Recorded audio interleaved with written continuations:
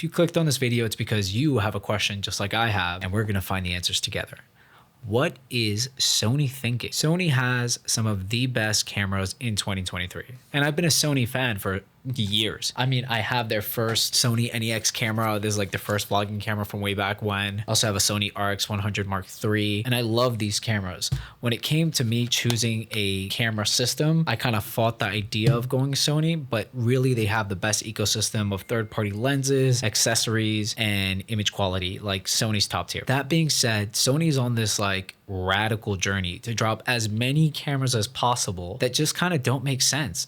This is like another rant video. It's really because I'm using a Sony A7C right now, which is from 2019, I think, and it's an amazing camera, and it should still be an amazing camera. I mean, I'm using it right now, you tell me, but Sony's not updating this one. They're dropping two new cameras, not four, two new cameras, the Sony A7C2 and the A7CR. Again, the names are atrocious, but we're not talking about the names right now. Now, when it comes to Sony dropping those new cameras, the specs that are being reported on Sony rumors just don't make sense. They're talking about crazy price tags of like $3,000+ for specs that are kind of like entry-level specs. And the fact of the matter is that we don't need more megapixels. The autofocus is already amazing. So who is this camera for? Technically, the camera should be for me. I'm a Sony A7C user. I might want to upgrade to something else, like a better Sony A7, like an A7 II. But why would I pick the A7 II or the A7R when I already have an A7 that does everything I need it to do? What are they selling me? What are these amazing features? So I'm going to run you guys down what these upgrade features are and see what's up. And see if Sony's actually justifying the price tag that they're putting on these cameras, or if you should just save your money and go with the older generation.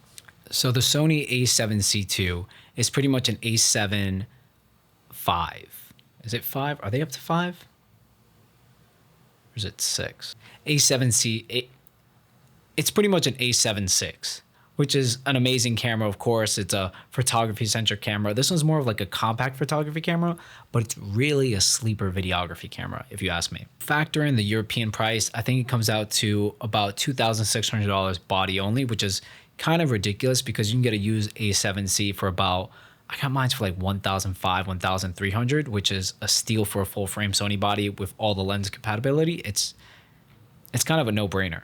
Even though it has a video-centric feature because it's small, lightweight, full frame, it fits on a gimbal knife, it still has a micro HDMI port, which I hate. I have a micro HDMI port on mine. It's a pain. Yeah, I kind of just wish I had a full HDMI port like the FX30, but I don't see them putting a full HDMI port on a body this small, even though they could. I swear they could. They'd just be cannibalizing themselves.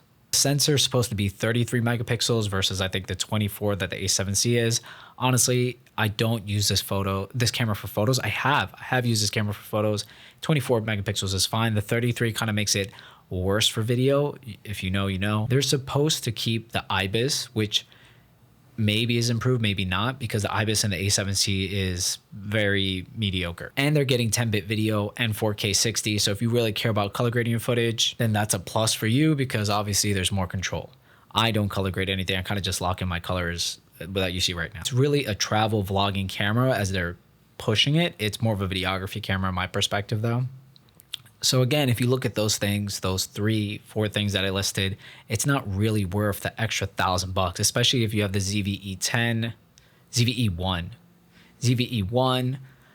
You're getting close to like FX3 pricing almost, about $1,000 off, but you can get it used, you know? And then that's why the A7R makes even less sense because all they're doing is giving you a 66 megapixel sensor, which again, for videography, that doesn't really do anything for you. You don't want a huge sensor. It gives you worse low light performance. That's really an image-based sensor. So is this like a hobbyist camera? And the price, if it's said to be correct, allegedly is about $4,000. $4,000 for a 66 megapixel compact full frame camera kind of defeats the purpose. It's like you're competing against maybe like some Leicas or some other high-end cameras for people who travel and have a budget. And Sony kind of has a different market. They have a professional market, they have a hobbyist market, and then they have a very entry-level market. I kind of hit all those specs because I do shoot video work professionally on the A7C, mind you. And I also do like daily small vlog content on a 1VF. And I got the Sony A7C to kind of complement that workflow. I don't see where somebody would just drop $4,000 to get a Sony camera. The prestige isn't really there. Like you might as well get a really nice Leica or a medium format camera if you really cared about the resolution like that. So I'm gonna be honest, those rumors, there's not too much information about it. The release date is said to be August 4th or 28th, I think. And there's a Sony office in New York City, so maybe we'll see some kind of news by then. But it kind of worries me that Sony's on this weird trajectory of dropping cameras that kind of don't make sense.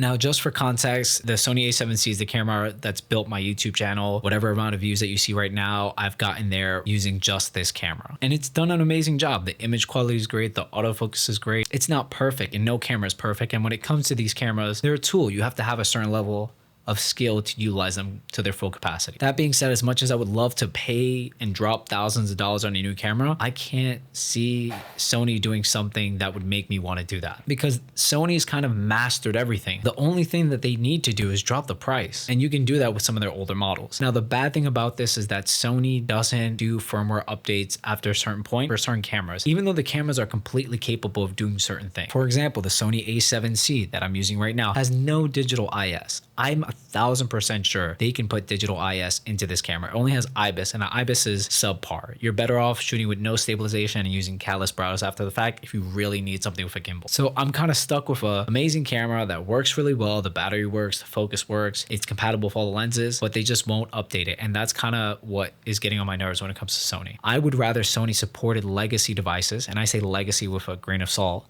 because the Sony A7C is only 4 years old, which sounds like a long time, honestly. But it works great. Like, I'm using it right now, you know? So I'd rather Sony decide to support some of their older products instead of just dropping continuously new cameras for us to drop money on that kind of just don't really elevate anything in the space. So yeah, stay tuned. I probably will not pick up one of the new A7C models unless Sony wants to send me one, or there's something amazing that I can't live without in that camera, which I doubt. At this point, I'm almost at 500 subscribers, which means that I'm finishing my headphone arc, which I've been reviewing headphones, and I'm moving more into the camera gear and production stuff that I do on the daily basis in the real world. And I'll be reviewing more photography based gear and vlogging. So if you're interested in that, stay tuned, and I'll definitely cover more Sony rumors as they come up.